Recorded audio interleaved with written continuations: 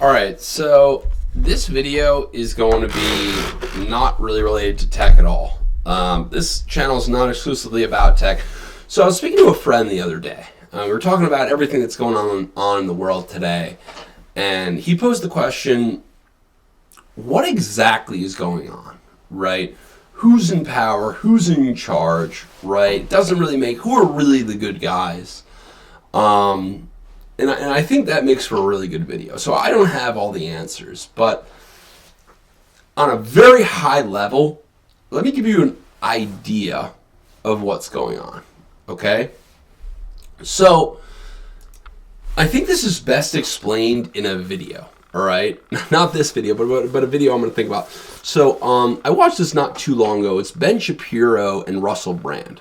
Now, if you don't know, Ben Shapiro is like a libertarian sort of right-winger, and Russell Brand tends to lean a bit left, right?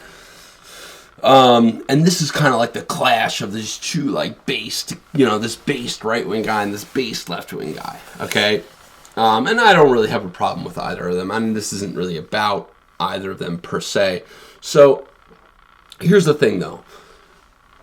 Like, while they did disagree, and again, this is presented as this clashing of ideas, right? As this major confrontation. The reality, right? The reality is that Ben Shapiro and Russell Brand essentially agree on almost everything of significance, right? They're basically just liberals. Right, and I don't mean that liberals in like that's kind of like a colloquialism for the left. No. I mean in the more traditional sense, or perhaps in more recent sense, neoliberals, right? But yeah, like is one of them a monarchist or a fascist, and the other one is a communist, right? I mean that would really be a clashing of ideologies. But no, they're basically in favor of the same system, right? Maybe they would sort of disagree on some certain social issues, right? That have little to no significance in most people's lives, right? Maybe they would disagree on tax rate, right? And that might matter to some people, it might not matter to others, but essentially it's the same system. They're speaking the same language, right? So, and that is really a microcosm of like what goes on in the world today, right? Liberalism is essentially theater, right?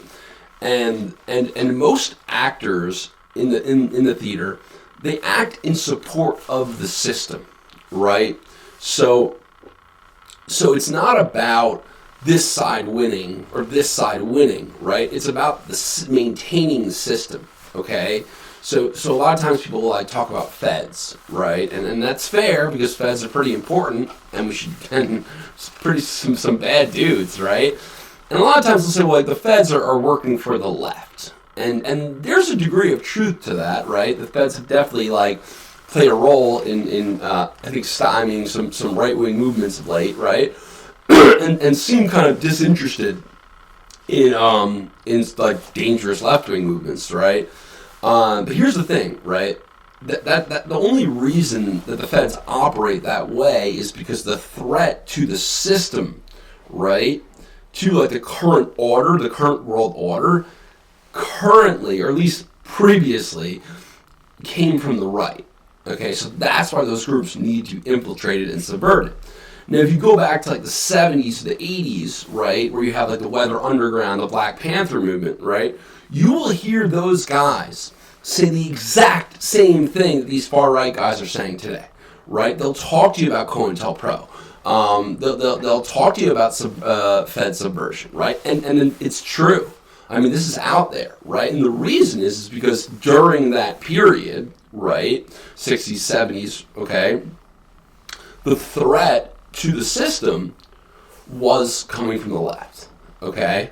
So, and again, when you think about it, even in let's say like Ted Cruz, right? Let's take it to like politicians like Ted Cruz and Bernie Sanders. Okay, now it's like, well, like these guys have to disagree, right? Ted Cruz is so far right, Bernie Sanders is so far left, right?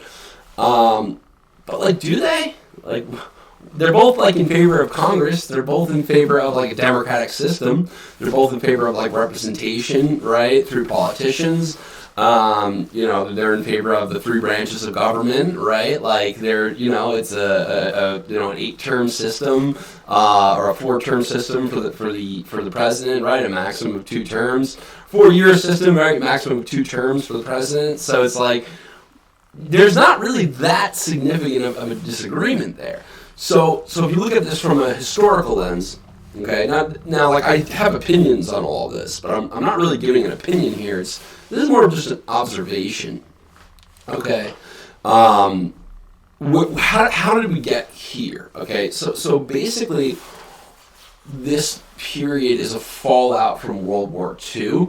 Okay, and then I guess more recently a collapse of the Soviet Union. Right, so. World War II saw an end to essentially to monarchy, right? And actually, that's really World War I, but the last remnants of that kind of ended in World War II.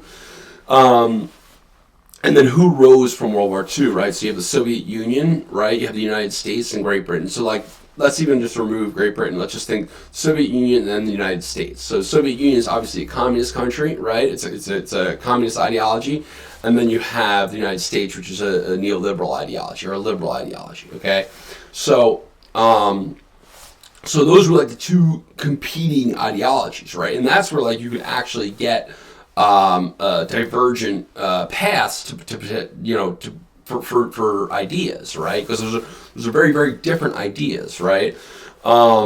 But then when you have a collapse of the Soviet Union, right, you essentially have a unipolar world, right? You have a world that's basically run by the United States, okay? And the threats of communism in the United States kind of go away, right? We're not really, the Red Scare is long gone because there's not even a Soviet Union. What's really the argument you could make for communism today that would be taken seriously by a large number of people, right? I think it'll be many years, or it'll be some years before people would take those arguments seriously again. But yeah, I mean, like, just know that most of what goes on, right, whether it's based Rand Paul owning some lefty, or whether it's, I don't know, somebody on the left like dunking on Trump, it is essentially theater, okay? Liberalism is attempting to maintain the order they have created, right? And that, you can infer a lot from what I just said. It's accurate, okay? But that is essentially what's going on. Thanks.